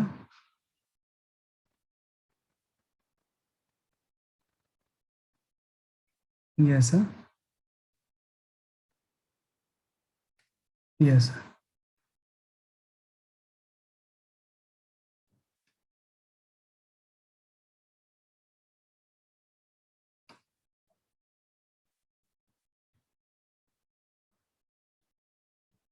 यस है ना। तो कोई भी रेडिएशन आपका इस तरह से आ रहा है ना, और ऑब्लिकली वो सॉरी पहले परफेक्टली एब्जॉर्बिंग ले लो ना, या इसी को ले लेते हैं पहले, जब लिख लिया तो ठीक है ना, कि जब डायग्राम परफेक्टली रिफ्लेक्टिंग का ही बना दिया मैंने,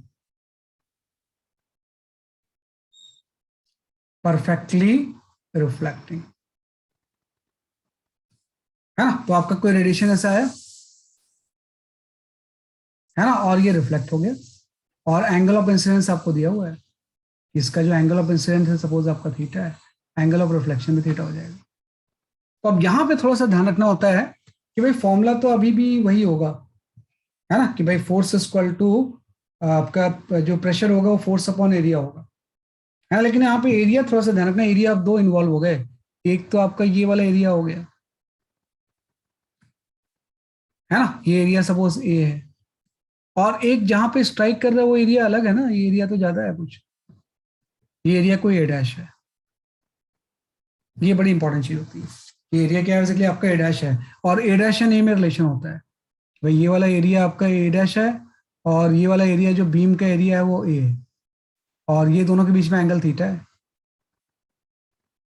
तो हम बोलते हैं अगर ये ए डैश होगा और ये अगर ए एरिया है, तो ए डैश की वैल्यू जो होगी वो ए कॉस थीटा के इक्वल होगी, सॉरी ए डैश कॉस थीटा ए के इक्वल होगा, उल्टा है, ए डैश ज्यादा है ना, तो ए डैश का कॉस कंपोनेंट आपका ए हो जाएगा, हम बोलेंगे जो ए डैश कॉस थीटा होगा ये ए के इक्वल होगा, मतलब ए डैश की वैल्यू जो होगी वो ए बाई कॉस थीटा हो जाएगी। ये बड़ी इंपॉर्टेंट चीज है ना, ये आपने स्ट्रेस वगैरह में भी किया था, तो इसमें आपको पता है कि ये वाला एरिया डिफरेंट है, ये एरिया डिफरेंट है, बीम का एरिया ए है ना। अब मैं निकालना चाहूँ कि कितना यहाँ पे प्रेशर लग रहा है, आप वही लिखोगे, प्रेशर इक्वल टू आपका हो जाएगा फोर्स अपॉन एरिया, आप लिखोगे फोर्स अपॉन एरिया। अब एरिया क्या लेंगे हम इसमें, ए डैश लेंगे, ए लेंगे, क्या लगता है आपको? ए डैश लेना चाहिए भाई, जिस पे प्रेशर लग रहा है वो एरिया लेंगे ना, है ना। तो वो एरिया जो होगा वो ए डैश होगा, इससे क्या मतलब है, वो तो बीम का एरिया है, जिस सरफेस पे स्ट्राइक कर रहे हो उसके एरिया प्रेशर में लेते हैं ना, वो ए डैश हो गया, पहली बात चीज है ना, कि यहाँ पे क्या हो गया, बेसिकली आपका ए डैश आ गया, और ए डैश की value A by cos theta है, तो ये यहाँ से आपका आ गया F by A into cos theta. अब फोर्स जो होता है वो चेंज इन मोमेंटम होता है, तो फोर्स की जगह पे हम लिख देंगे बेसिकली आपका delta by P by delta T into cos theta upon A. अब चेंज इन मोमेंटम क्या होगा ये सोचना है आपने, बाकी चीजें तो बाद में सोच लूंगा कि भाई चेंज इन मोमेंटम इस केस में क्या होगा। तो अब चेंज इन मोमेंटम का मतलब देखो कि इस तरह से अगर कोई लाइट आ रही है तो उसका मोमेंटम तो ई बाई सी होगा, और जब वापस जाएगी अगेन इसका मोमेंटम ई बाई सी हो जाएगा, कोई एनर्जी एब्जॉर्ब हुई नहीं ना, लेकिन जो मोमेंटम चेंज हुआ है सिर्फ वर्टिकली तो चेंज हुआ है भाई, हम बोले हाँ 2e/c cos थीटा हो जाएगा, ये आपका हो जाएगा e/c sin थीटा, वो तो अभी भी इतना ही है ना। साइन कंपोनेंट जो मोमेंटम का होगा उस तो चेंज हुआ ही नहीं, कॉस ही तो चेंज हुआ है, ये नीचे की तरफ था e/c cos थीटा, और अब ये डायरेक्शन इसके ऊपर की तरफ हो गई, this is e/c cos theta.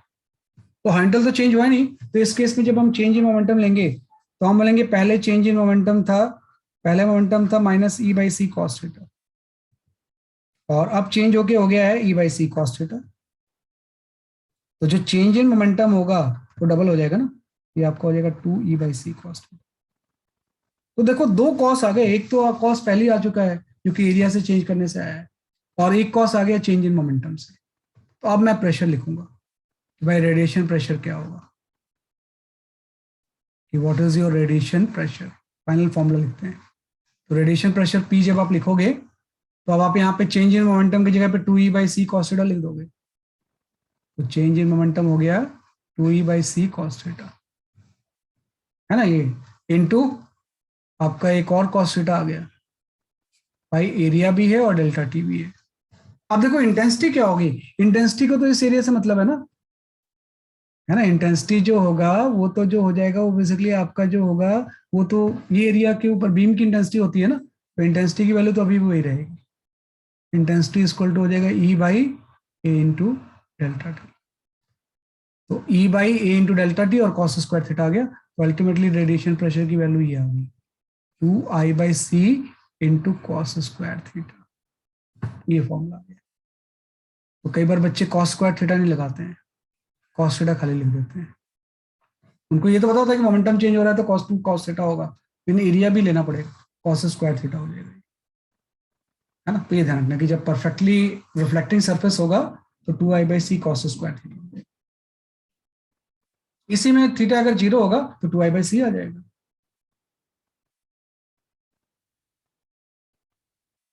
है ना। तो ये परफेक्टली रिफ्लेक्टिंग में आ गया। परफेक्टली एब्जॉर्बिंग का क्या फॉर्मूला होना चाहिए? I/c cos square theta। हाँ ये गलत है, लेकिन गलत है बेटा, ये परफेक्टली एब्जॉर्बिंग होगा, थोड़ा सा गलत कर रहे हो आप इसमें। तो आपने I/c तो सही बोला है, लेकिन कॉस स्क्वायर थीटा सही नहीं है, इसलिए तो दोनों अलग अलग बता रहा हूं मैं आपको। परफेक्टली एब्जॉर्बिंग,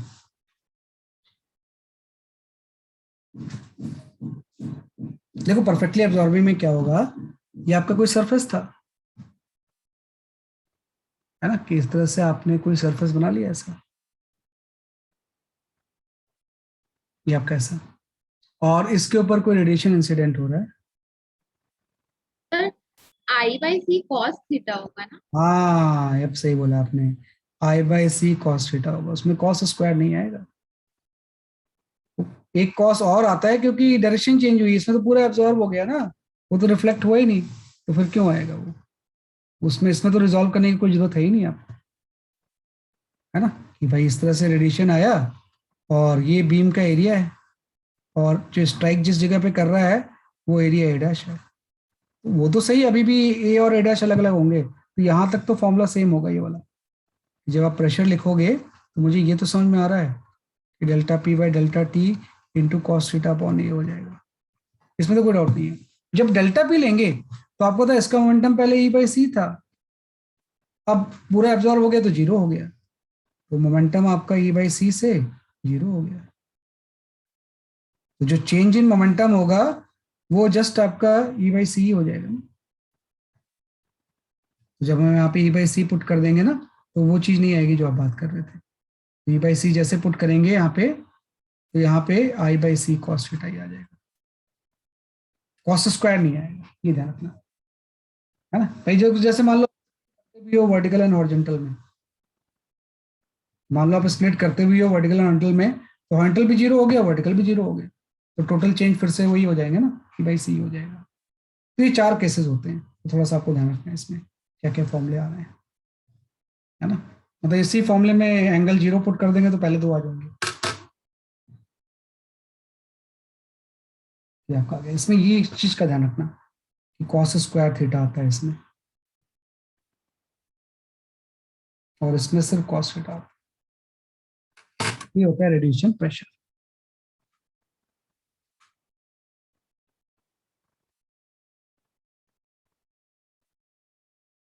तो ये आपकी थ्योरी में थोड़ी सी बची हुई थी। सर हाँ बोलो। आप जरा क्लास थोड़ा जल्दी छोड़ सकते हो क्या सर? क्यों बेटा? सर आज वो केमिस्ट्री का एग्जाम है, थोड़ा पढ़ाई करना था, थोड़ा 15 मिनट जल्दी छोड़ सकते हो क्या प्लीज सर? 10 मिनट पहले छोड़ दूंगा, ओके सर, थैंक यू। छोड़ देंगे 10 मिनट पहले। हाँ तो वो delta P by delta T minus cos theta by A क्या? कौन सा? सर लेफ्ट साइड ये में बेटा जो मल्टीप्लाइड है, मल्टीप्लाइड मल्टीप्लाइड इनटू है भाई, इसी में एफ की जगह पे आपने ये पुट कर दिया ना, delta P by delta T into है ये, एफ की जगह पे delta P by delta T put कर दिया आपने, मल्टीप्लाइड है वो, हर जगह मल्टीप्लाइड ही है, ये भी मल्टीप्लाइड ही है।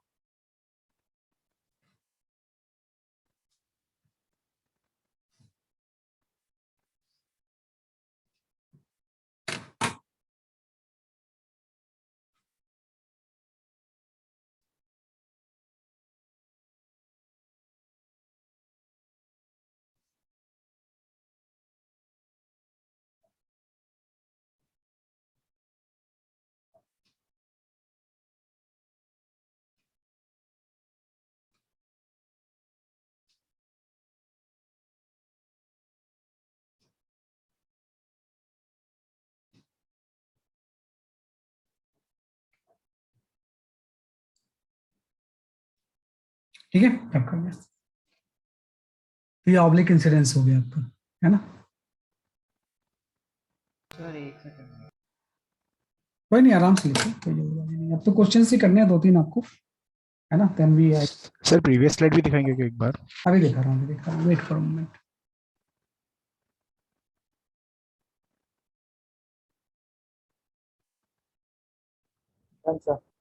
Okay.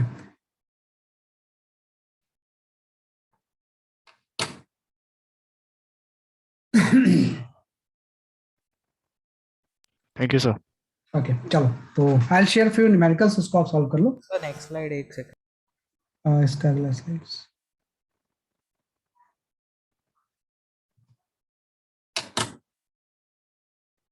Done. Okay, I share few numericals, उसको आप ट्राई करो जरा सा।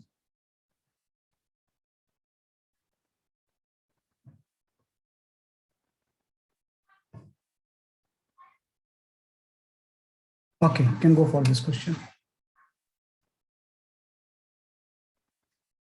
मैं लास्ट में average slide I will show, तो वेट फॉर अ मोमेंट। तो क्लास के एंड में ना आई will show the average slide.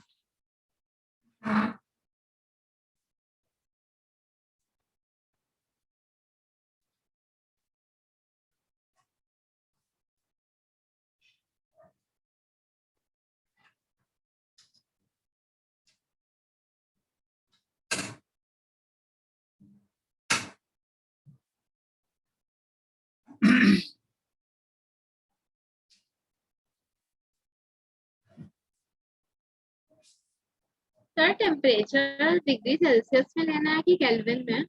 नहीं, एब्सोल्यूट टेम्परेचर तो हमेशा केल्विन में लेते हैं बेटा। कहीं भी एब्सोल्यूट टेम्परेचर डिग्री सेल्सियस में कहीं नहीं लेते हैं, always take in the Kelvin. जब डिफरेंस दिया होता है तो यू कैन टेक एनी वे।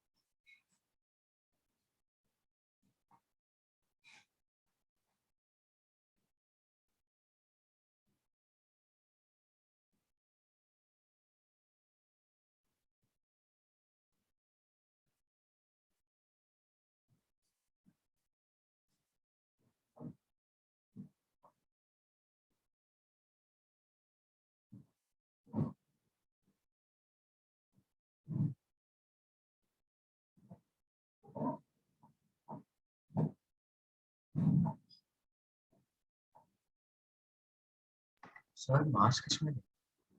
हम्म, हाँ मास का रेशियो आपको पता ही होता है, हाइड्रोजन मॉलिक्यूल और हीलियम मॉलिक्यूल में कितना होगा।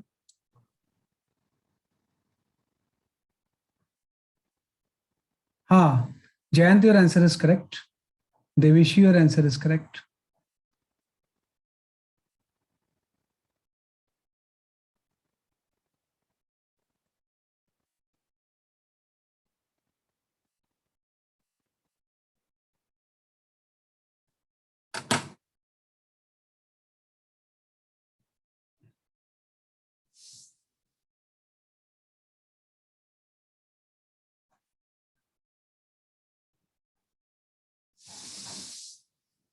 Netra, your answer is correct.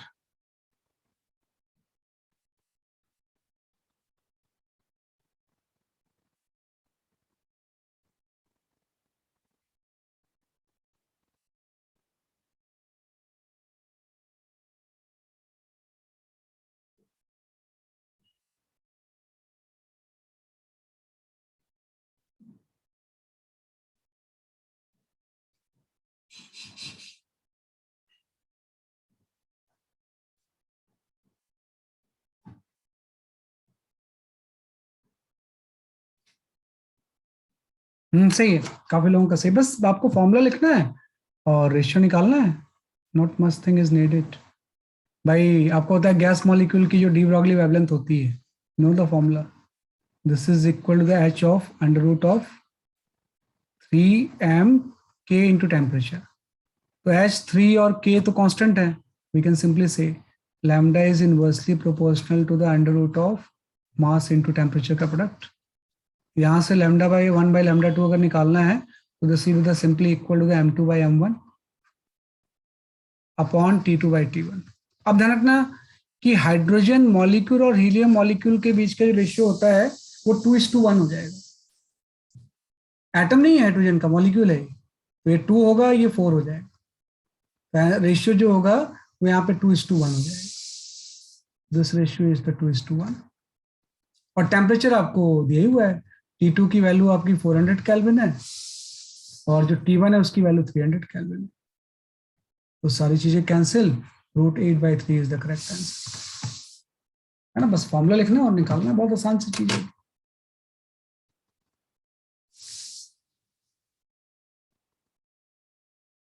है ना। तो हम कर सकते हैं ऐसे, राइट। चलो तो ये आपका आ गया।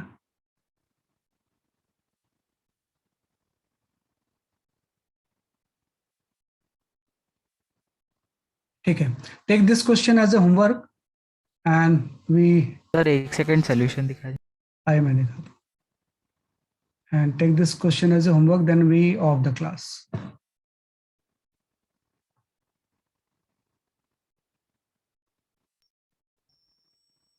क्वेश्चन का जब आप स्क्रीनशॉट बस ले लो। Done. Yes sir.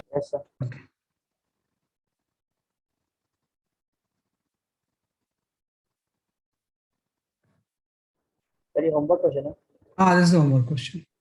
I will share in the group also. ठीक, तो दैट्स ऑल फॉर टुडे, है ना। नेक्स्ट क्लास में will study the atoms. Dual nature of matter and radiation we have completed.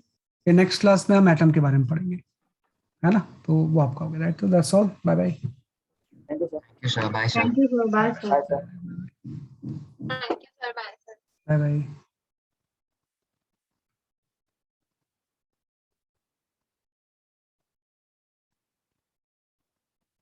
मैं बहुत चीज बची हुई बेटा, बहुत बड़ा चैप्टर है ये मॉडर्न फिजिक्स। अभी तो एनसीईआरटी का एक चैप्टर हुआ है, इसमें एटम है, न्यूक्लियर है, many thing are there, it will take some time.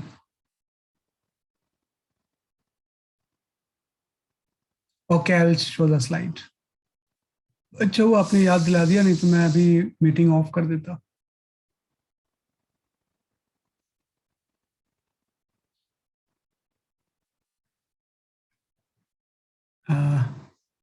This one is the ये वाली स्लाइड।